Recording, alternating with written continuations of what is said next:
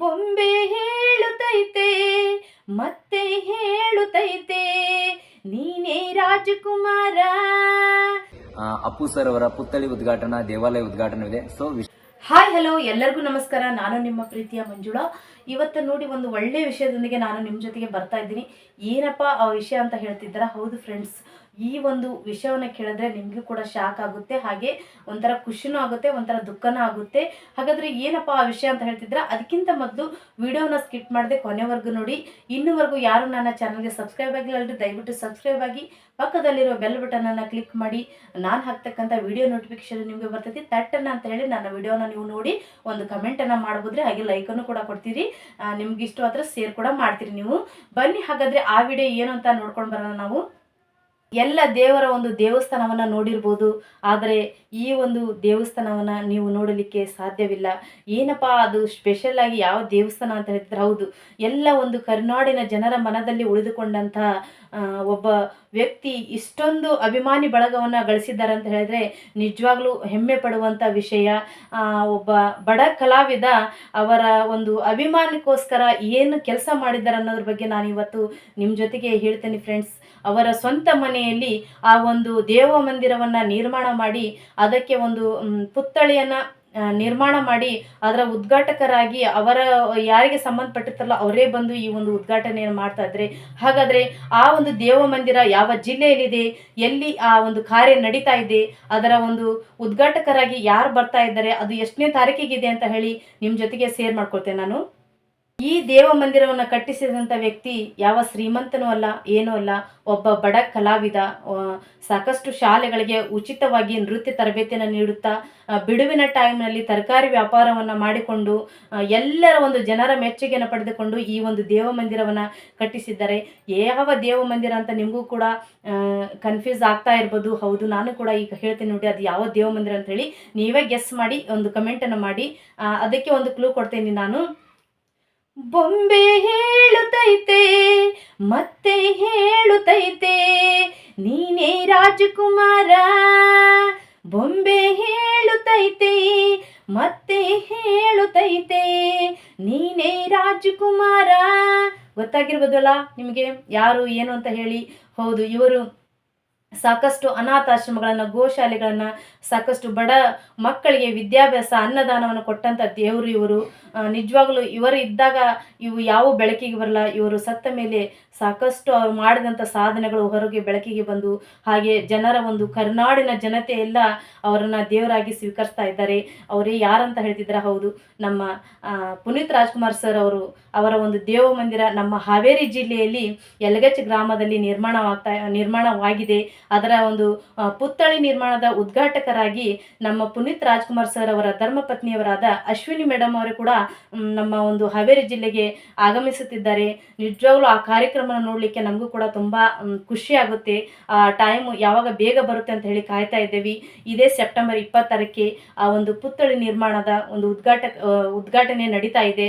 ನೀವು ಕೂಡ ಈ ಒಂದು ಕಾರ್ಯಕ್ರಮಕ್ಕೆ ಭಾಗವಹಿಸಿ ಆ ಒಂದು ಕಾರ್ಯಕ್ರಮವನ್ನು ಯಶಸ್ವಿಗೊಳಿಸೋಣ. ಹಾಗಾದರೆ ಬನ್ನಿ, ಆ ದೇವ ಮಂದಿರವನ್ನು ಯಾವ ರೀತಿ ಕಟ್ಟಿಸಿದ್ದಾರೆ, ಆ ಒಂದು ಪುತ್ಥಳಿ ಯಾವ ರೀತಿ ಇದೆ ಅಂತ ಹೇಳಿ ತೋರಿಸ್ಕೊಡ್ತೀನಿ. ಹಾಗೆ ಅದನ್ನು ನಿರ್ಮಾಣವನ್ನು ಮಾಡಿದಂಥ ಕಲಾವಿದ ಯಾರು ಅನ್ನೋದನ್ನು ಕೂಡ ನಾನು ತೋರಿಸ್ಕೊಳ್ತೀನಿ. ಇನ್ನೊಂದು ವಿಷಯ ಏನಪ್ಪ ಅಂತ ಹೇಳಿದಂದ್ರೆ, ಅಪ್ಪು ಸರ್ ಅವರ ಅಪ್ಪಟ ಅಭಿಮಾನಿ ಯಾರು ಅಂತ ಹೇಳಿದಂದ್ರೆ ಯಲಗಚ್ ಗ್ರಾಮದ ಪ್ರಕಾಶ್ ಮರ್ಬದ್ ಅಂತ ಹೇಳಿ. ಇವರು ನೋಡ್ರಿ ಎಂಥ ಅಭಿಮಾನಿ, ಹುಚ್ಚು ಅಭಿಮಾನಿ ಅಂತ ಹೇಳಿದ್ರೆ ನಿಜವಾಗ್ಲೂ ಸುಳ್ಳಾಗಿಲ್ಲ. ನಮ್ಮ ಕರ್ನಾಟಕದ ಅಪ್ಪುವಿನ ಅಪ್ಪಟ ಅಭಿಮಾನಿ ಎಂದೇ ಹೆಸರಾಗಿದ್ದಾರೆ. ಇವರು ಆ ಪುತ್ಥಳಿ ನಿರ್ಮಾಣ ಒಂದು ಕಾರ್ಯವನ್ನು ಆಗುವವರೆಗೂ ನಾನು 6 ತಿಂಗಳ ಒಂದು ಕಾಲಿಗೆ ಪಾದರಕ್ಷೆಗಳನ್ನು ಹಾಕುವುದಿಲ್ಲ ಅಂತೇಳಿ ಪ್ರತಿಜ್ಞೆ ಮಾಡಿದ್ದಾರೆ. ನಿಜವಾಗ್ಲೂ ಖುಷಿಯಾಗುತ್ತೆ ಇಂಥ ವಿಷಯಗಳನ್ನ ಕೇಳಿದಾಗ. ನಾವು ಕೂಡ ಆ ಒಂದು ಕಾರ್ಯಕ್ರಮಕ್ಕೆ ಹೋಗ್ತಾ ಇದ್ದೇವೆ. ನೀವು ಕೂಡ ಬಂದು ಈ ಕಾರ್ಯಕ್ರಮವನ್ನು ಯಶಸ್ವಿಗೊಳಿಸಿ. ಹಾಗಾದರೆ ಬನ್ನಿ, ಆ ಒಂದು ದೇವ ಮಂದಿರವನ್ನು ನಿಮಗೆ ತೋರಿಸ್ತೀನಿ.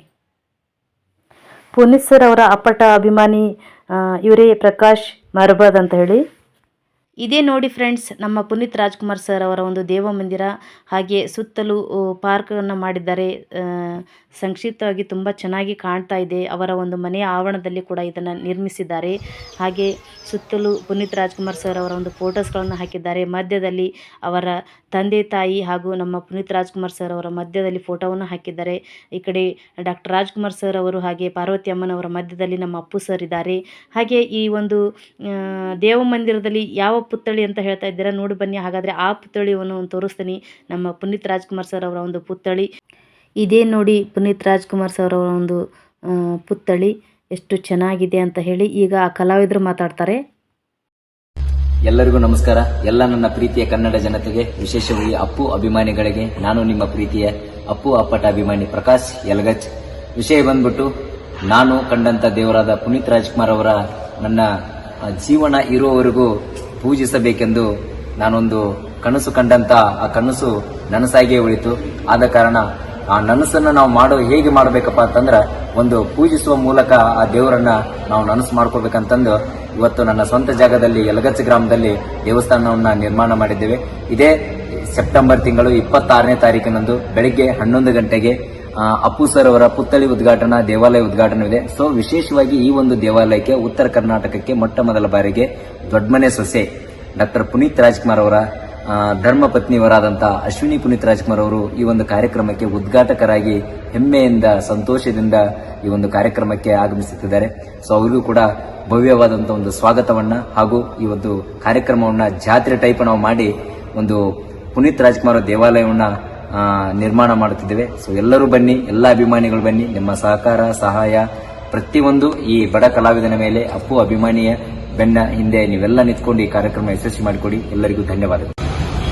ಸೆಪ್ಟೆಂಬರ್ 26ನೇ ತಾರೀಕಿಗೆ ಹಾವೇರಿ ತಾಲೂಕು ಯಲಗಚ್ ಗ್ರಾಮದಲ್ಲಿ ಏನು ವಿಶೇಷವಾಗಿರ್ತಕ್ಕಂಥ ಪುನೀತ್ ರಾಜ್ಕುಮಾರ್ ಅವರ ದೇವಾಲಯ ನಿರ್ಮಾಣ ಮತ್ತು ಮೂರ್ತಿ ಪ್ರತಿಷ್ಠಾಪನೆ ಕಾರ್ಯಕ್ರಮಕ್ಕೆ ದೊಡ್ಡ ಮನೆ ಸೊಸೆಯಾಗಿರ್ತಕ್ಕಂಥ ಅಶ್ವಿನಿ ಪುನೀತ್ ರಾಜ್ಕುಮಾರ್ ಅವರು ಆಗಮಿಸಿದ್ದಾರೆ. ಈ ಒಂದು ಕಾರ್ಯಕ್ರಮಕ್ಕೆ ರಾಜ್ಯದ ಮೂಲೆ ಮೂಲೆಯಿಂದ ಅಭಿಮಾನಿಗಳು ಬಹಳಷ್ಟು ಜನ ಈ ಕಾರ್ಯಕ್ರಮಕ್ಕೆ ಆಗಮಿಸಿ ಜೊತೆಗೆ ಯಶಸ್ವಿ ಕೋರುವುದರ ಜೊತೆಗೆ ಈ ಕಾರ್ಯಕ್ರಮದಲ್ಲಿ ವಿನೂತನವಾಗಿರ್ತಕ್ಕಂಥ ಹಲವಾರು ರೀತಿಯಿಂದ ಸಾಧನೆಗಳಿರ್ತಕ್ಕಂಥ ಸಾಧಕರಿಗೆ ವಿಶೇಷವಾಗಿರ್ತಕ್ಕಂಥ ಸನ್ಮಾನ ಮತ್ತು ಸಮಾರಂಭ ಇರುತ್ತದೆ. ಜೊತೆಗೆ ಈ ಕಾರ್ಯಕ್ರಮವು ಕಾರ್ಯಕ್ರಮವನ್ನು ವಿಶೇಷವಾಗಿರ್ತಕ್ಕಂಥ ಇವತ್ತಿನ ದಿನಮಾನಗಳಲ್ಲೇ ಅಣ್ಣ ತಮ್ಮಗಳು ಒಂದು ಇಂಚು ಜಾಗ ಬಿಡದಂತಹ ಪರಿಸ್ಥಿತಿ ಇದ್ದಂಥ ಸಂದರ್ಭದಲ್ಲಿ ಕೇವಲ ಪುನೀತ್ ರಾಜ್ಕುಮಾರ್ ಅವರ ಅಪ್ಪಟ ಅಭಿಮಾನಿಯಾಗಿರ್ತಕ್ಕಂಥ ಪ್ರಕಾಶ್ ಆರ್ ಮರಬಾದ್ ಅವರು ತನ್ನ ಸ್ವಂತ ಜಾಗದಲ್ಲಿ ದೇವಾಲಯವನ್ನು ನಿರ್ಮಾಣ ಮಾಡಿರ್ತಕ್ಕಂಥದ್ದು ವಿಶೇಷವಾಗಿರ್ತಕ್ಕಂಥ ಹಾವೇರಿ ತಾಲೂಕಿನ ಜನತೆಗೆ ಮತ್ತು ಕರ್ನಾಟಕದ ಜನತೆಗೆ ಮತ್ತು ಪುನೀತ್ ರಾಜ್ಕುಮಾರ್ ಅಭಿಮಾನಿ ಬಳಗಕ್ಕೆ ಹರ್ಷದಾಯಕರ ವಿಚಾರ ಅಂತ ಹೇಳುತ್ತಾ, ಈ ಕಾರ್ಯಕ್ರಮಕ್ಕೆ ನೀವು ಕೂಡ ಆಗಮಿಸಿ ಇತರರ ಕರೆತಂದು ಈ ಕಾರ್ಯಕ್ರಮವನ್ನು ಸಂಪೂರ್ಣವಾಗಿ ಯಶಸ್ವಿ ಮಾಡಬೇಕಂತಂದು ನಾನು ಕೇಳಿಕೊಳ್ತಾ ಇದ್ದೇನೆ. ನೋಡಿದ್ರಲ್ಲ ಇವತ್ತಿನ ವಿಡಿಯೋ, ನಿಮಗೆ ಇಷ್ಟ ಆಯಿತು ಅಂದ್ಕೊಳ್ತೀನಿ. ಹೌದು ಫ್ರೆಂಡ್ಸ್, ಯಾರಿಗೆ ತಾನೇ ಇಷ್ಟ ಆಗೋದಿಲ್ಲ ಹೇಳಿ. ಈ ಒಂದು ದೇವ ಮಂದಿರವನ್ನು ನೋಡಲಿಕ್ಕೆ ತಮಗೂ ಕೂಡ ಖುಷಿಯಾಗಿರುತ್ತೆ.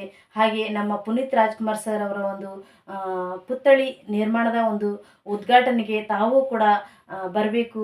ಈ ಕಾರ್ಯಕ್ರಮನ ನೀವೆಲ್ಲ ಸೇರಿ ಯಶಸ್ವಿಗೊಳಿಸೋಣ. ಇದೇ ನಮ್ಮ ಹಾವೇರಿ ಜಿಲ್ಲೆಯ ಹಾವೇರಿ ತಾಲೂಕು ಯಲಗಚ್ ಗ್ರಾಮದಲ್ಲಿ ಈ ಒಂದು ಕಾರ್ಯಕ್ರಮ ನಡೀತಾ ಇದೆ. ತಾವು ಕೂಡ ಭಾಗವಹಿಸಿ. ಹಾಗೆ ಈ ಒಂದು ವಿಡಿಯೋವನ್ನು ವೀಕ್ಷಿಸಿದಂಥ ತಮಗೆಲ್ಲರಿಗೂ ಹೃದಯಪೂರ್ವಕವಾದ ಧನ್ಯವಾದಗಳು.